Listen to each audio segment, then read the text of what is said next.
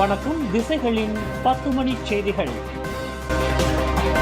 இளம் வீரர் இந்திரன் மரணம், வதந்திகளை தவிர்க்குமாறு தற்காப்பு அமைச்சர் வேண்டுகோள்.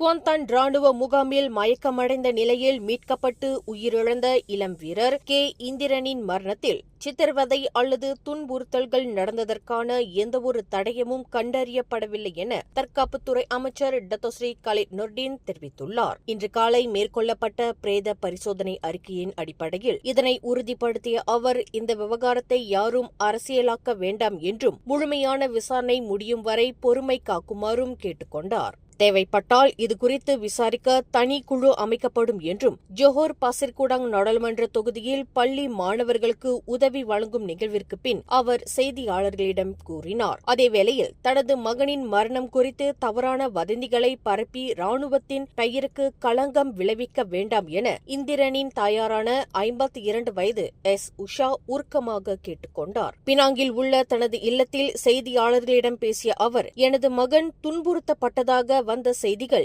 என்னை பதற்றமடைய செய்தன. ஆனால் பிரேத பரிசோதனையில் அவரது உடலில் எவ்வித காயங்களும் இல்லை என்பது உறுதியாகியுள்ளது. அவன் சித்திரவதை செய்யப்படவில்லை என்று தெரிவித்தார். மரணத்திற்கான உண்மையான காரணத்தை கண்டறியும் உட்புற பரிசோதனைகள் இன்னும் 3 முதல் 4 மாதங்கள் வரை எடுக்கும் என்பதால் அதுவரை பொதுமக்கள் தன்னிச்சையாக கருத்துக்கள் கூறுவதை தவிர்க்க வேண்டும் என்றும் அவர் வலியுறுத்தினார்.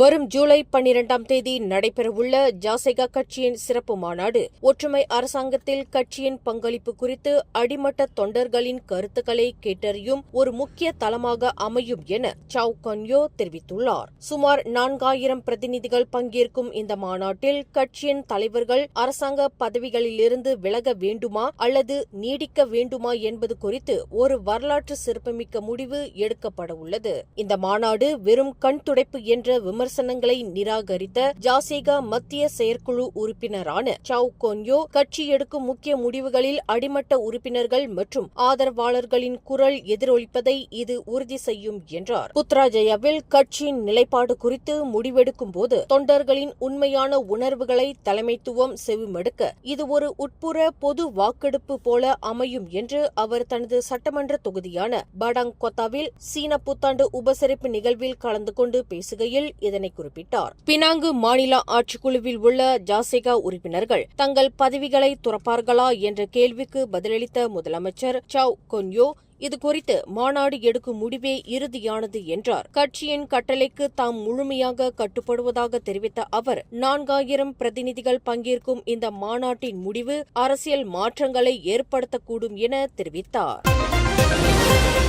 மலேசிய ஊழல் தடுப்பு ஆணையமான SPRM தலைமை ஆணையர் தான்ஸ்ரீ அசாம்பாக்கி மீதான பங்குரிமை புகார் தொடர்பாக வாக்குமூலங்களை பதிவு செய்ய சில தனிநபர்கள் விசாரணைக்கு அழைக்கப்பட உள்ளதாக போலீஸ் படை தலைவர் டத்தோஸ்ரீ முகமது காலிட் இஸ்மாயில் தெரிவித்துள்ளார். இதுகுறித்து ஏற்கனவே விசாரணை கோப்புகள் திறக்கப்பட்டுள்ளதாகவும் சம்பந்தப்பட்ட தரப்பினரிடம் தகவல்கள் சேகரிக்கப்பட்டு வருவதாகவும் பர்னாமா செய்தி நிறுவனம் செய்தி வெளியிட்டுள்ளது. இந்த விவகாரம் கடந்த சில நாட்களாக நாட்டில் பெரும் விவாத ஏற்படுத்தியுள்ள நிலையில் காவல்துறையின் இந்த நேரடி தலையீடு விசாரணையில் வெளிப்படைத்தன்மையை உறுதி செய்யும். மேலும் இந்த புகாரில் தொடர்புடையதாக கருதப்படும் முக்கிய நபர்களின் பட்டியலை தயாரித்துள்ள போலீஸ் தரப்பு விரைவில் அவர்களிடம் நேரடியாக விசாரணை நடத்த திட்டமிட்டுள்ளது என்று காலிட் இஸ்மாயில் குறிப்பிட்டுள்ளார். பரிகத்தா நேஷனல் கூட்டணியின் புதிய தலைவராக பொறுப்பேற்கப் போகும் நபர் யார் என்பதை தீர்மானிக்கும் முக்கிய நாளாக நாளை ஞாயிற்றுக்கிழமை அமையும் என எதிர்பார்க்கப்படுகிறது. நாளை மதியம் 3 மணிக்கு கோலாலம்பூரில் உள்ள பாஸ் கட்சி தலைமையகத்தில் நடைபெறவுள்ள பரிகத்தா நேஷனல் உச்சமன்றத்தின் சிறப்பு கூட்டத்தில் இது குறித்த அதிகாரப்பூர்வ முடிவு எடுக்கப்பட உள்ளது. இதனை பாஸ் கட்சியின் உதவி தலைவர் டத்தோ இட்ரிஸ் அமாட் உறுதிப்படுத்தியுள்ளார். முன்னதாக இக்கூட்டம் குறித்து தகவல் வெளியிட்ட கூட்டணியின் துணை பொதுச் செயலாளர் டத்தோஸ்ரீ தகியுடின் அசான் 2 முக்கிய செயல் திட்டங்கள் குறித்து ஆலோசிக்கப்பட உள்ளதாக தெரிவித்தார். முதலாவதாக தான்ஸ்ரீ முஹிடின் யாசின் ஏற்கனவே அறிவித்த தலைவர் பதவி விலகல் கடிதத்தை அங்கீகரிப்பது மற்றும் கூட்டணியை வழிநடத்தப் போகும் புதிய தலைவரை தேர்ந்தெடுப்பது ஆகியவையே இச்சிறப்பு கூட்டத்தின் முக்கிய நோக்கங்களாகும் என்று தகியுடின் குறிப்பிட்டார். சுமார் 1.1 பில்லியன் ரிங்கெட் மதிப்பிலான மென்பொருள் ஒப்பந்தம் தொடர்பான விசாரணையில் தன் மீது சுமத்தப்பட்டுள்ள புகார்கள் நீதிமன்றத்திற்கு கொண்டு செல்லப்படாவிட்டால் அரசாங்கத்தின் மீது வழக்கு தொடரப்போவதாக முன்னாள் பொருளாதார அமைச்சர் டத்தோஸ்ரீ ரஃபிசி ரம்லி தெரிவித்துள்ளார். பண்டான் நாடாளுமன்ற உறுப்பினருமான அவர் தாம் பொருளாதார அமைச்சராக இருந்தபோது நாட்டின் பொருளாதாரத்திற்கு நஷ்டத்தை ஏற்படுத்தியதாகவோ அல்லது அதிகாரத்தை தவறாக பயன்படுத்தி லாபம் ஈட்டியதாகவோ எவ்வித ஆதாரங்களும் இல்லை என்று திட்டவட்டமாக கூறினார். நேற்று நடைபெற்ற யங் பர்ஹந்தி மந்திரி எனும் வலையொலி நிகழ்ச்சியில் பேசிய அவர் இந்த விவகாரம் தொடர்பாக தன் மீது சட்ட நடவடிக்கை எடுக்கப்பட்டால் அதில் தொடர்புடைய மற்ற அமைச்சர்கள் மற்றும் அமைச்சின் உயர்மட்ட அதிகாரிகளையும் நீதிமன்றத்திற்கு இழுக்கப் போவதாக எச்சரித்தார். இந்த விசாரணையின் நோக்கம் நீதிமன்றத்தில் தண்டனை பெற்றுத் தருவதல்ல, மாறாக என் மீது ஒரு தவறான தோற்றத்தை உருவாக்குவது மட்டுமே என்று ரஃபிசி குற்றம் சாட்டினார். விசாரணையின் முடிவில் தன் மீது எவ்வித குற்றச்சாட்டுகளும் பதிவு செய்யப்படவிட்டால் தனது நற்பெயருக்கு களங்கம் விளைவித்ததற்காகவும் அதிகாரத்தை தவறாக பயன்படுத்தியதற்காகவும் அரசாங்கத்திற்கு எதிராக நஷ்ட ஈடு கோரி நீதிமன்றத்தில் வழக்கு தொடரப்போவதாக அவர் உறுதியளித்தார். பயிற்சியின் போது மரணமடைந்த இளம் ராணுவ வீரர் கே இந்திரனின் குடும்பத்தினரை பஹாங் இளவரசர் தெங்கு பங்லிமா பிராங் பஹாங் தெங்கு அமட் இஸ்மாயில் முவாசம் ஷா இன்று நேரில் சந்தித்து தனது ஆழ்ந்த இரங்கலை தெரிவித்தார். பினாங்கு தாமான் ஸ்ரீ நிபோங்கில் உள்ள இந்திரனின் இல்லத்திற்கு மதியம் 12:55 மணியளவில் வருகை தந்த இளவரசரை பயன் பாரு நாடாளுமன்ற உறுப்பினர் சிம் டிசி டிசின் மற்றும் மலேசிய ஆயுதப்படை உயர் அதிகாரிகள் வரவேற்றனர்.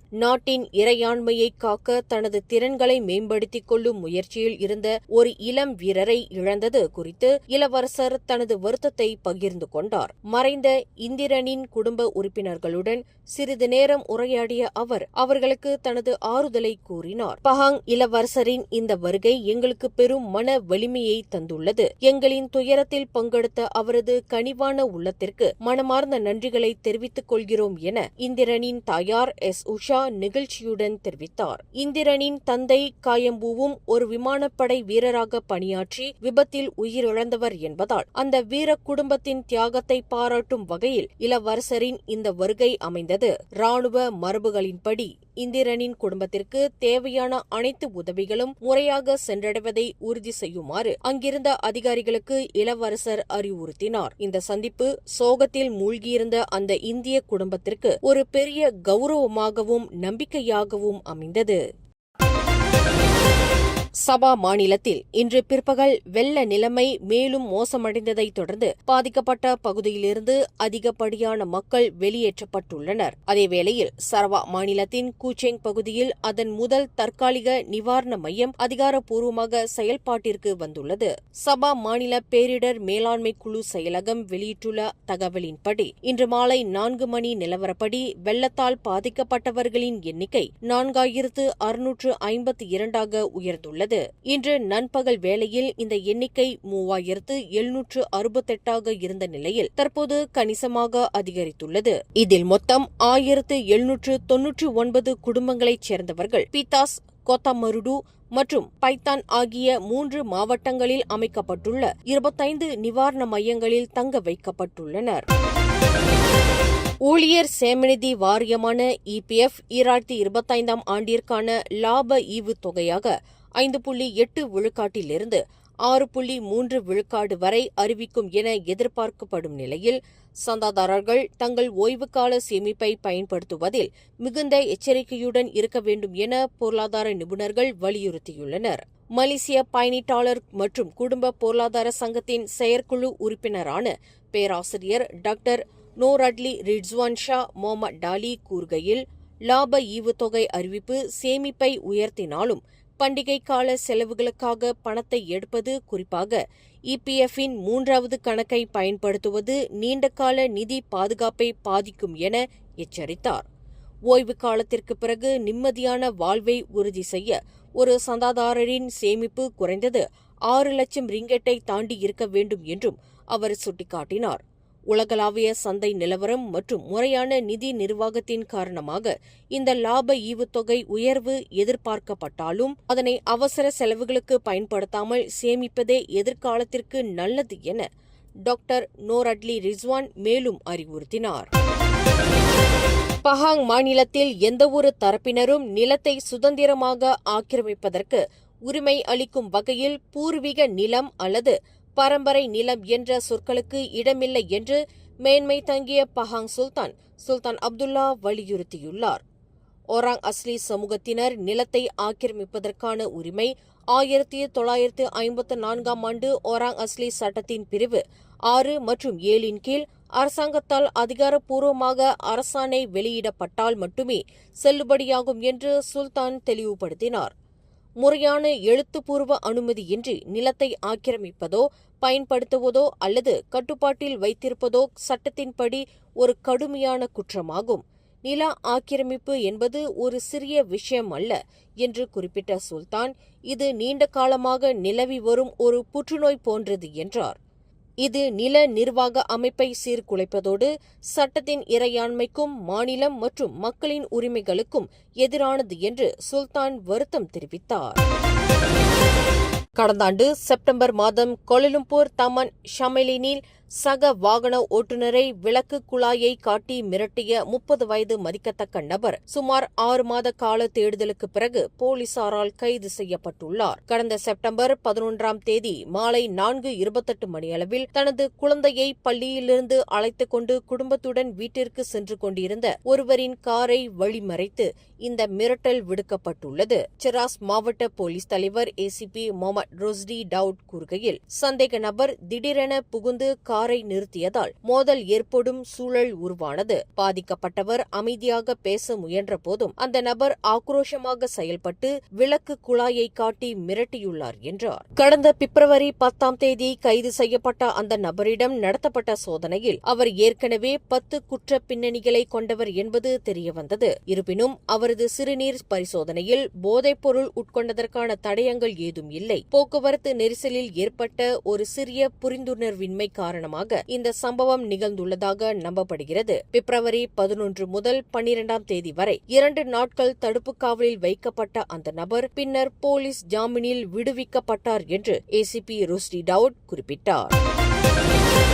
கொலபிலா ஜோஹோல் இனாஸ் கம்போங் செகினேவில் நேற்று வெள்ளிக்கிழமை இரவு தனது தாயின் கழுத்தில் டின்னை திறக்கும் சாதனத்தை கொண்டு குத்தியதாக கூறப்படும் பெண் விசாரணைக்காக 7 நாட்கள் தடுப்பு காவலில் வைக்கப்பட்டுள்ளார். கொலபிலா மாவட்ட போலீஸ் தலைவர் ஏசிபி முஸ்தபா உசேன் இதுகுறித்து கூறுகையில், தம்பென் மாஜிஸ்ட்ரேட் முகமது ரெஜா அசஹார் ரெசாலி முன்னிலையில் நிறுத்தப்பட்ட அந்த பெண்ணுக்கு பிப்ரவரி 21 முதல் 27ஆம் தேதி வரை தடுப்பு காவல் அனுமதி பெறப்பட்டதாக குறிப்பிட்டார்.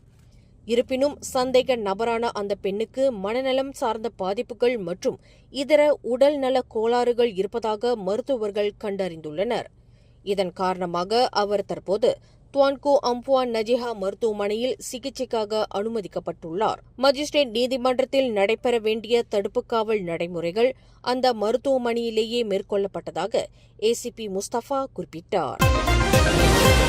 அம்பாங் ஜாலன் பண்டான் பிரீமா பகுதியில் லாட்டரி சீட்டு பரிசு பணத்தை மீட்டுத் தருவதாக கூறி 70 வயது மதிக்கத்தக்க ஓய்வு பெற்ற அரசு ஊழியர் ஒருவரிடமிருந்து 10,000 ரிங்கிட் மதிப்பிலான நகைகளை மர்ம கும்பல் ஒன்று மோசடி செய்துள்ளது. புள்ளி விவரத்துறையில் பணியாற்றி ஓய்வு பெற்ற அந்த பெண்மணி கடந்த வெள்ளிக்கிழமை காலை 11 மணியளவில் இந்த சம்பவத்தில் சிக்கியுள்ளார். அம்பாங் ஜெயா மாவட்ட போலீஸ் தலைவர் ஏசிபி கைருல் அன்வா காலிட் கூறுகையில், பாதிக்கப்பட்ட பெண்மணி ஒரு பல்பொருள் அங்காடியில் இருந்தபோது அவரை ஒரு தம்பதியர் மற்றும் ஒரு இந்தோனேசிய பெண் என 3 அணுகியுள்ளனர். தங்களிடம் 3 லட்சம் ரிங்கெட் மதிப்புள்ள லாட்டரி சீட்டு இருப்பதாகவும் தங்களிடம் அடையாள அட்டை இல்லாததால் அதனை பணமாக மாற்ற உதவி செய்யுமாறும் அவர்கள் கேட்டுள்ளனர். இதற்கு பதிலாக பெரும் தொகையை வெகுமதியாக தருவதாகவும் ஆசை காட்டியுள்ளனர் என்றார். அந்த இந்தோனேசிய பெண் பாதிக்கப்பட்டவரை தொட்டவுடன் அவர் ஒருவித மந்திர கட்டிற்கு ஆளானது போன்ற உணர்வை பெற்று அவர்களுக்கு உதவ சம்மதித்துள்ளார். பின்னர்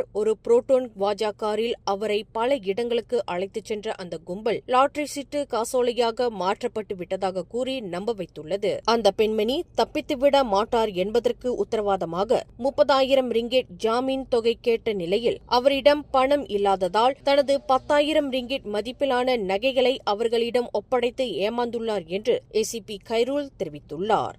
மேலும் செய்திகளை தெரிந்து கொள்ள கீழே இருக்கும் பெல் பட்டனை அழுத்துங்கள். உங்கள் மகிழ்ச்சியை வெளிப்படுத்த லைக் மற்றும் ஷேர் செய்யுங்கள்.